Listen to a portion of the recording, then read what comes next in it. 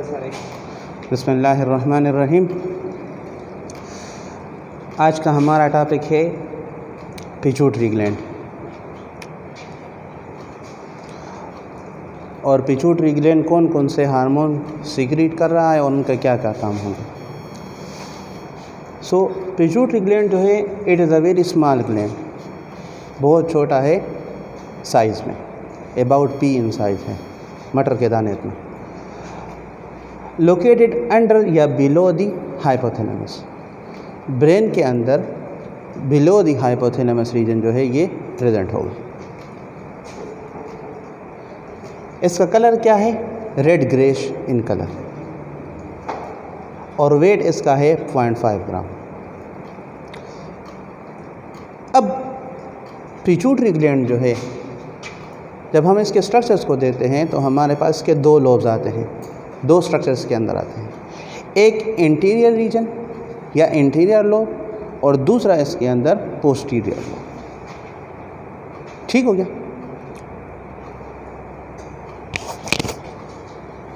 तो एक हमारे पास हो गया anterior lobe of pituitary gland और दूसरा हो गया posterior lobe of pituitary gland. अब इधर एक क्वेश्चन आता है कि why pituitary gland is known as master gland।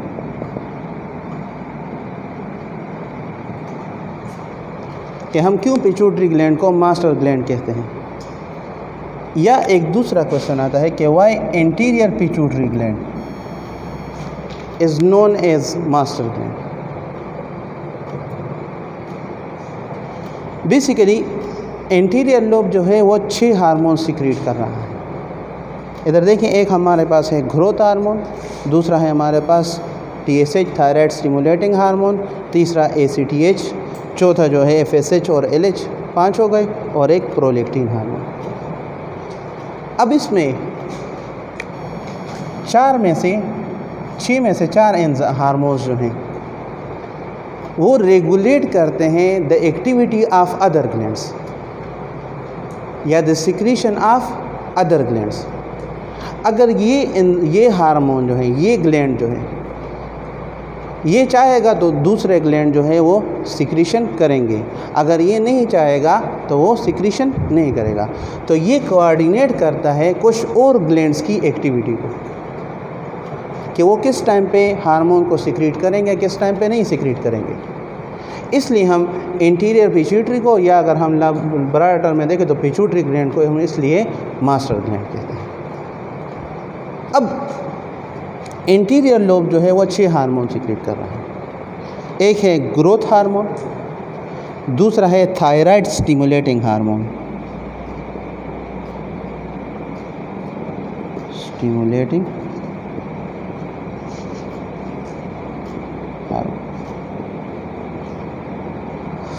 तीसरा है एड्रीनोकार्टिकोट्रोपिक हार्मोन,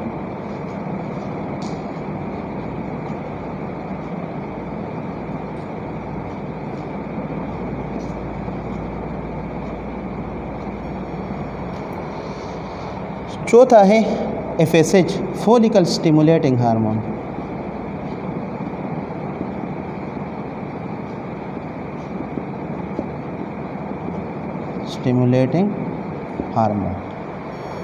और 5वां है ल्यूटिनाइजिंग हार्मोन।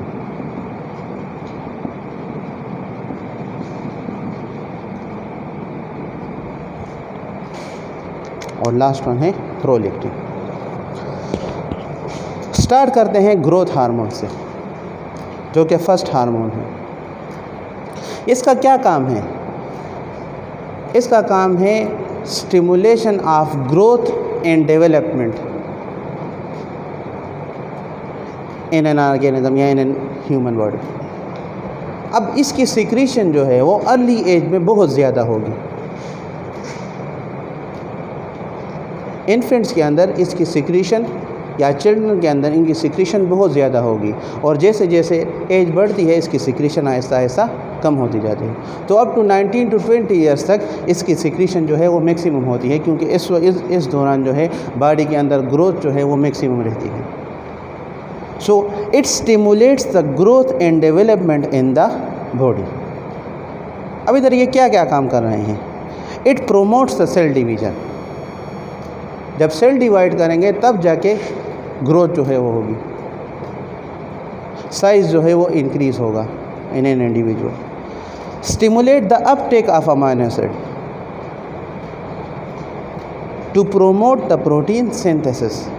जितने ज़्यादा अमाइनो एसिड जो है हमारे पास इंटेस्टाइन से आएंगे, एब्जॉर्ब होंगे, इतने ज़्यादा प्रोटीन सिंथेसिस जो है वो ज़्यादा होगी, क्योंकि प्रोटीन किस चीज़ से बनते हैं? अमाइनो एसिड से बनते हैं। अब अगर दो टर्म्स यूज़ होंगे, एक है हाइपोसिक्रीशन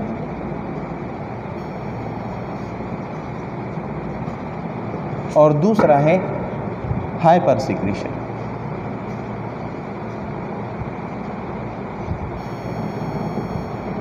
नॉर्मली तो ये काम करते हैं, ग्रोथ एंड डेवलपमेंट में ये इन्वॉल्व होते हैं। अब हाइपोसिक्रीशन से क्या मुराद है और हाइपर सिक्रीशन से क्या मुराद है, और ये हम तकरीबन सारे हार्मोन में हम इसके बारे में बात करेंगे। अगर लिमिट ऑफ सिक्रीशन जो है, जो भी हार्मोन, जो भी ग्लैंड हो, अगर वो लिमिट से कम हार्मोन की सिक्रीशन कर रहा है, प्रोडक्शन कितनी हो रही है? कम हो रही है फ्रॉम द नॉर्मल वैल्यू, तो ऐसी कंडीशन के लिए हम टर्म यूज़ करेंगे हाइपोसिक्रीशन। और अगर लिमिट से ज़्यादा सिक्रीशन हो रही है तो फिर उसके लिए हम टर्म यूज़ करेंगे हाइपर सिक्रीशन। तो अगर ग्रोथ हार्मोन की सिक्रीशन जो है वो लिमिट से कम हो रही है तो एक कंडीशन आएगी जिसको हम कहेंगे ड्वार्फिज्म। क्या कहेंगे? इंसान का कद जो है वो बहुत छोटा रहता है। अगर हाइपर सिक्रीशन हो रही है तो फिर हमारे पास कंडीशन आएगी जाइगेंटिज्म।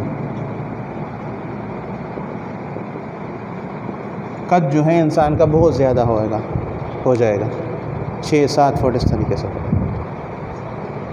दूसरी एक कंडीशन आएगी जिसको हम कहते हैं एक्रोमेगेली।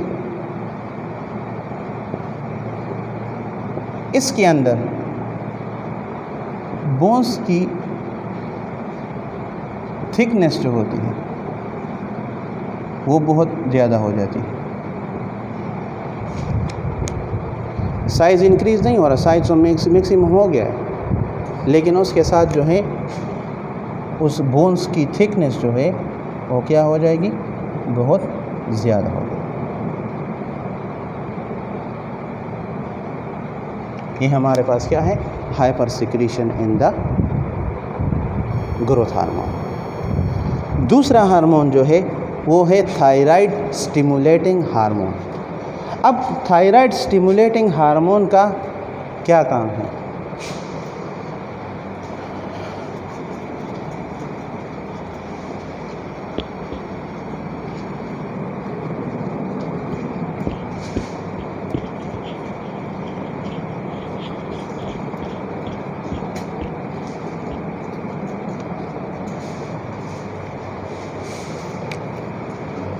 सेकेंड नंबर,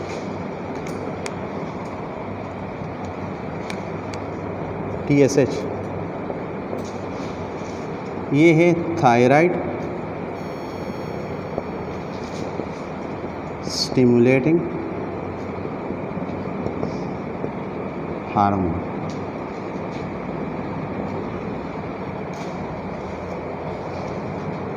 अब थायराइड स्टिमुलेटिंग हार्मोन, जैसे नाम से जाहिर है, ये किस चीज़ को स्टिमुलेट कर रहा है? थायराइड को। ठीक है, थायराइड ग्लैंड जो है it works on thyroid gland, या इसके लिए हम यूज़ करेंगे प्रोमोट्स या stimulate thyroid gland to secrete its hormones। ये क्या करेगा? थायराइड स्टिमुलेटिंग हार्मोन जो है ये जाके थायराइड ग्लैंड के ऊपर असरअंदाज होगा कि वो अपने हार्मोन को सिक्रीट करे।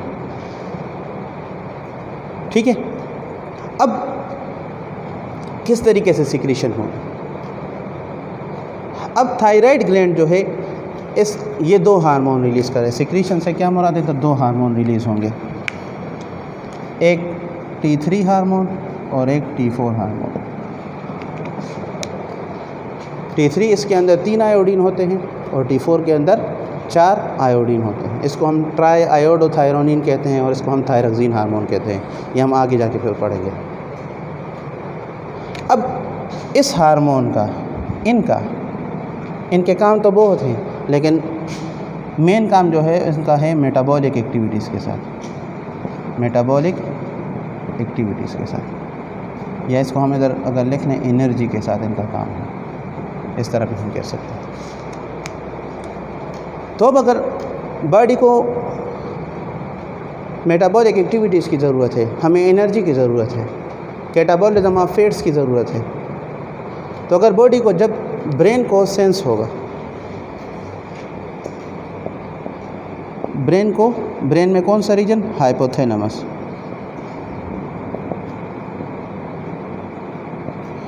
जब इसको डिटेक्शन होगी कि बॉडी को थायराइड ग्लैंड की सिक्रीशन चाहिए हमें, तो ये एक फैक्टर रिलीज़ करेगा, एक प्रोटीन रिलीज़ करेगा जिसको हम कहते हैं थायराइड रिलीजिंग फैक्टर, TRF। एक प्रोटीन है, क्या है? TRF। ये है थायराइड रिलीजिंग फैक्टर, ये रिलीज़ करेगा। ये जो है ये आके एंटीरियर पिट्यूटरी के ऊपर असरअंदाज होगा। ये एक्टिवेट किसको करेगा? एंटीरियर पिट्यूटरी ग्लैंड को। इंटर्न एंटीरियर पिट्यूटरी जो है वो रिलीज़ करेगा थायराइड स्टिमुलेटिंग हार्मोन को, ठीक है।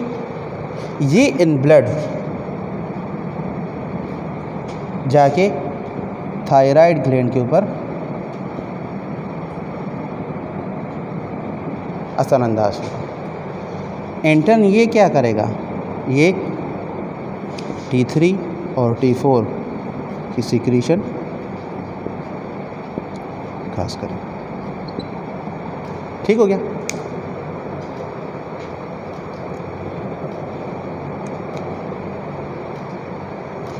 बस